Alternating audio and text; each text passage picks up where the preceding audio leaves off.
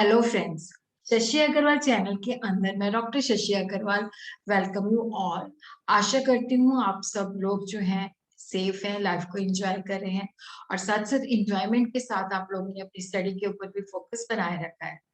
Previous video के अंदर हम लोगों ने अंडरस्टैंड किया था लॉ ऑफ इक्वी मार्जिनलिटी, जिसके अंदर मैंने आप लोगों को बताया था कि जो कंज्यूमर है उसकी इनकम लिमिटेड है, वो डिफरेंट कमोडिटीज के अंदर इस ढंग से अपनी लिमिटेड इनकम को स्पेंड करता है कि जो लास्ट रुपये वो एक कमोडिटी पे स्पेंड करता है, जो लास्ट रुपये वो बी कमोडिटी पे स्पेंड करता है, लास्ट रुपये वो सी कमोडिटी पे स्पेंड करता है, सो ऑन। तो जो लास्ट रुपये वो स्पेंड करता है ए पे, उससे मिलने वाली marginality of A commodity is equal to marginality of B commodity. तो कंज्यूमर जो है उसको मैक्सिमम सेटिस्फेक्शन मिलता है। तो आज हम इस लॉ की करेंगे क्रिटिसिज्म, जिसको हिंदी में हम कह सकते हैं आलोचना। इसका सिग्निफिकेंस क्या है, इसका इम्पोर्टेंस क्या है। देखो, जब क्वेश्चन आ जाता है कि what is the significance of this law, significance का मतलब होता है इम्पोर्टेंस, इसका मतलब होता है एप्लीकेशन, एडवांटेजेस भी होता है, इसका बेनिफिट भी होता है। इसी तरह इसके जो रिटर्न नोट्स है वो आपको मेरे ऐप के अंदर जो है अवेलेबल हो जाएंगे, बीकॉम फर्स्ट ईयर बैच के अंदर। और ये जो टॉपिक है काफी सारे क्लासेस के लिए इम्पोर्टेंट है, इवन ये यूजीसी नेट के लिए भी इम्पोर्टेंट है। ये जो टॉपिक है it is also important for the student who are studying principles of economics.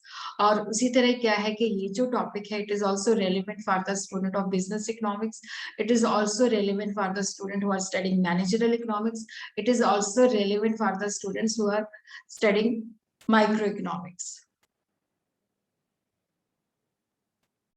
और अगर आपको मेरा ये एफर्ट सही लगता है तो डू लाइक माय वीडियो, इसको शेयर कीजिए। Before moving to the topic, this is my app, एडिसम ऐप, जिसको आप गूगल प्ले स्टोर से बड़ी आसानी के साथ डाउनलोड कर सकते हो। इसके अंदर काफी सारा फ्री स्टडी मटेरियल है, इवन इकोनॉमिक्स का काफी सारा फ्री स्टडी मटेरियल इसके अंदर अवेलेबल है। ये मेरा व्हाट्सएप नंबर है, जहाँ पे आपको कोई भी टॉपिक जो है डिफिकल्ट लगता है तो आप मुझे व्हाट्सएप करके कह सकते हो कि इस टॉपिक के ऊपर मैं वीडियो बनाऊं। 7973179091। काफी सारे कोर्सेज जो है इकोनॉमिक्स, कॉमर्स और मैनेजमेंट के स्ट्रक्चर वे के अंदर इसके ऊपर अपलोड भी हो चुके हैं। मैथडोलॉजी जो है that is to live lectures, recorded lectures, descriptive as well as summarise notes, they are shared with the students. Doubt session, अगर स्टूडेंट्स को कोई डाउट है तो doubt session will also be there. Test depending upon the nature of the examination, is it descriptive और MCQ.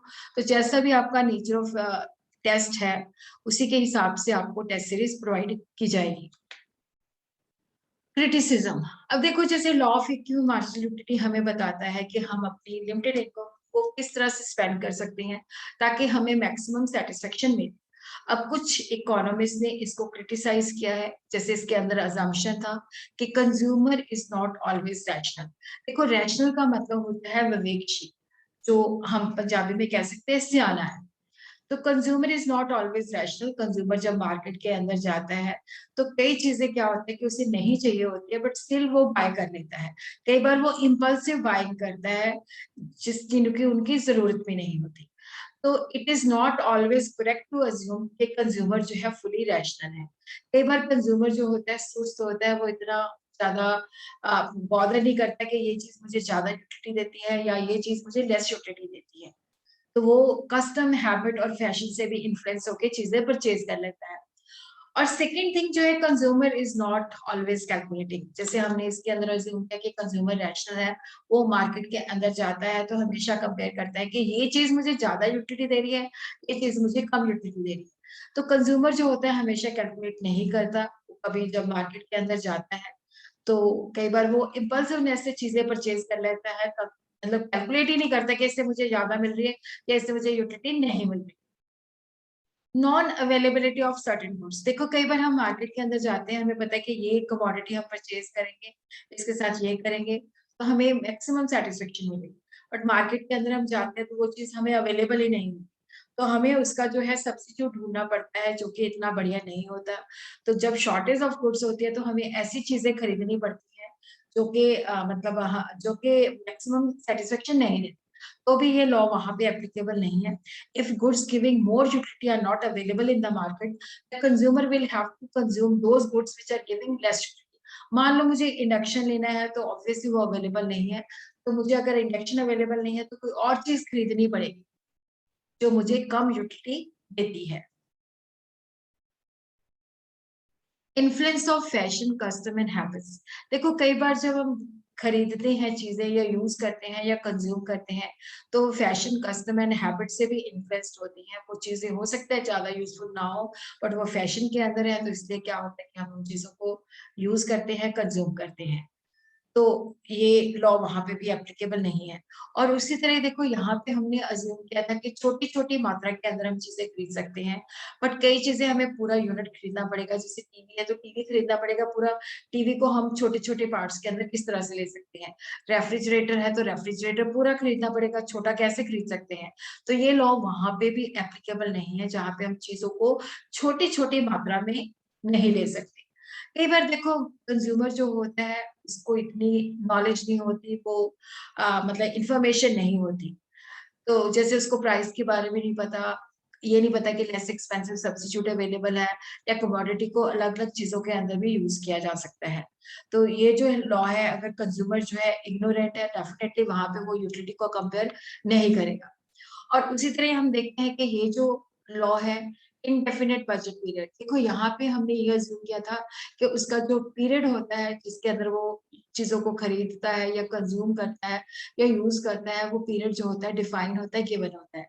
तो budget period जो होता है कंज्यूमर का डेफिनेट नहीं होता। कई चीजें ऐसी भी होती हैं, जैसे टीवी सेट जो है, रेफ्रिजरेटर, एक बजट पीरियड के अंदर, गिवन टाइम के अंदर हम खरीदते हैं, बट इसका बेनिफिट हमें कई बजट पीरियड तक अवेलेबल होता है। फिर इसके अंदर देखो ये हमारी अजम्पशन भी गलत है कि यूटिलिटी जो है जिसको हम मेयर कर सकते हैं, कि मैंने चाय का कप पिया है तो उससे मुझे इतनी यूटिलिटी मिली है, कॉफी पिया है तो उससे इतनी यूटिलिटी मिली है। यूटिलिटी को हम मेयर नहीं कर सकते।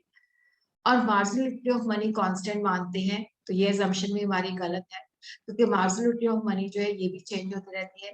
जब हमारे पास पैसा काफी मात्रा में अवेलेबल होता है, तब हम उसको बिना सोचे समझे खर्च करते हैं। बट जैसे जैसे पैसे का स्टॉक कम होता रहता है, तो हम उसको बहुत सोच समझ के खर्च करते हैं। तो मार्जिनल लिक्विडिटी ऑफ मनी जो है वो भी सतत नहीं रहती, कांस्टेंट नहीं रहती। और उसी तरह ये जो लॉ है, it is also not applicable to complementary goods. Complementary goods वो गुड्स होती हैं विच आर यूज टूगेदर, जैसे ब्रेड एंड बटर हो गया, ब्रेड एंड जैम हो गया, जैसे कार एंड पेट्रोल हो गया, स्कूटर एंड पेट्रोल हो गया। तो ये फिक्स प्रोपोर्शन के अंदर हमें यूज करनी पड़ती है। तो ये लॉ जो है कॉम्प्लीमेंट्री गुड्स को भी एप्लीकेबल नहीं है। अब हम देखते हैं इसका इम्पोर्टेंस। देखो इम्पोर्टेंस को सिग्निफिकेंस पे कहते हैं। अगर आ जाए write down the application of equity marginality, तो उसके अंदर इम्पोर्टेंस ही आपने लिखनी है, सिग्निफिकेंस ही लिखना है। तो इसका importance consumption, production, exchange, distribution, public finance, distribution of asset, और जो हमारी इनकम है उसको अगर हमने सेविंग और इन्वेस्टमेंट के अंदर एलोकेट करना है, तो ये लॉ वहां पे भी बहुत ज्यादा सिग्निफिकेंट है। तो कंजम्पशन के अंदर देखो जो हमारा उपभोक्ता है उसकी जो इनकम है वो लिमिटेड है, और यहाँ पे देखो जो कंज्यूमर है उसका उद्देश्य क्या है, he wanted to get the maximum satisfaction. और यहाँ पे ये भी है कि कंज्यूमर जो है रैशनल है। रैशनल का मतलब होता है सोच समझ के, कंपैरिजन करके खरीदता है। तो यहाँ पे हम देखते हैं कि हमने 4 कमोडिटीज मान लो ए बी सी डी खरीदनी है, तो लिमिटेड इनकम है। तो लास्ट पे वो ए पे जो खर्च करेगा, लास्ट पे जो वो बी पे खर्च करेगा, लास्ट पे जो वो सी पे खर्च करेगा, लास्ट पे वो डी पे खर्च करेगा, उससे मिलने वाली मार्जिनलिटी बराबर होती है। marginality of A commodity, marginality of B commodity, marginality of C commodity, marginality of E commodity अगर बराबर है, तो हम कहते हैं कि जो हमारा उपभोक्ता है उसको मैक्सिमम सेटिस्फेक्शन मिल रही है, अधिकतम संतुष्टि मिल रही है। Last movement of the money spent on each commodity gives him equal marginality. तब हम कहते हैं कि भाई हमारा जो उपभोक्ता है वो अधिकतम उसको संतुष्टि प्राप्त हो रही है। तो कंजम्पशन के अंदर ये जो लॉ है हमें बताता है कि हमें किस ढंग से कंजम्पशन करनी चाहिए ताकि हमें मैक्सिमम सेटिस्फेक्शन मिले। और उसी तरह क्या है कि देखो यहाँ पे प्रोडक्शन क्या है।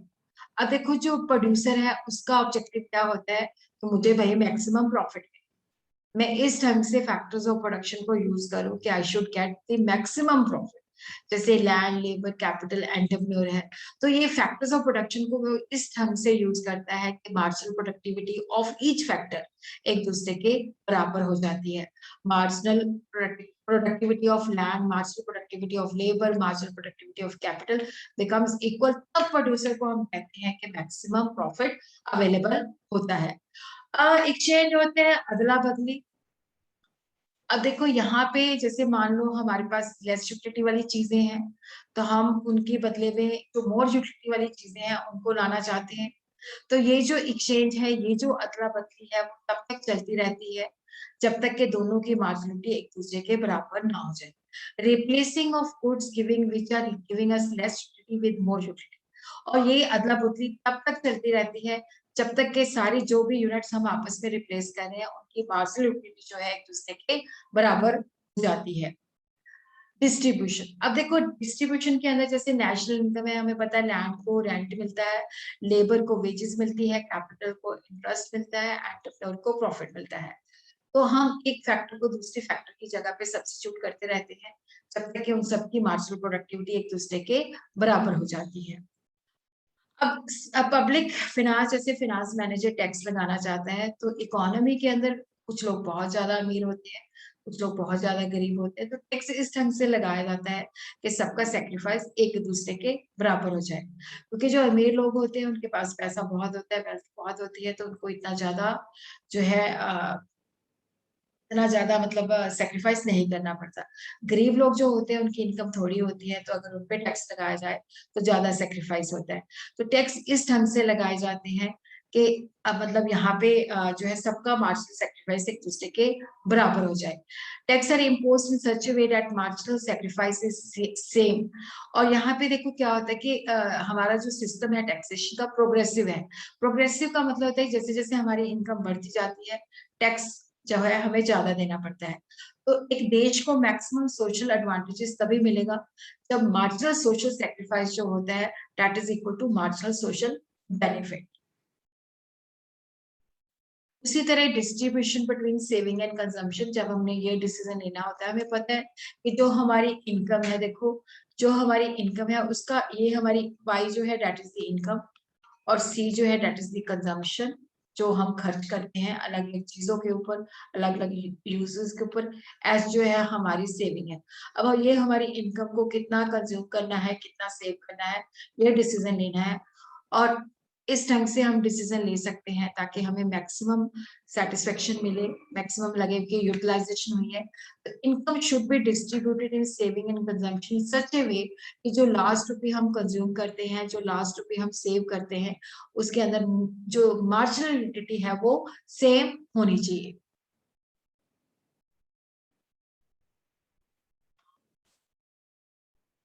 इसी तरह optimum distribution of A commodity. अब देखो जो कमोडिटी है अगर उसको हम डिफरेंट लोगों के बीच में डिस्ट्रीब्यूट कर रहे हैं, तो मार्जिनल यूटिलिटी जो है जो डिस्ट्रीब्यूशन हम कर रहे हैं, हर एक बंदे को उससे मिलने वाली मार्जिनलिटी बराबर होगी, तो हम कहेंगे कि ऑप्टिमम डिस्ट्रीब्यूशन हुआ है।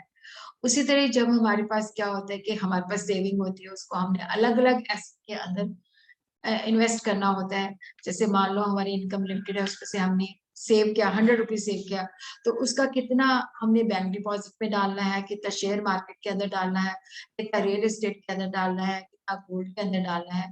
तो यहाँ पे भी इन्वेस्टमेंट हमें इस ढंग से करनी पड़ेगी कि जो लास्ट रुपये हम ईच फॉर्म के अंदर स्पेंड कर रहे हैं वहां पे हमें इक्वल मार्जिनल यूटिलिटी मिलनी चाहिए। तो इसी के साथ ही क्या है कि हमारा जो इक्वी लॉ ऑफ इक्वी मार्जिनलिटी का जो हमारा क्रिटिसिज्म है वो खत्म हो गया है।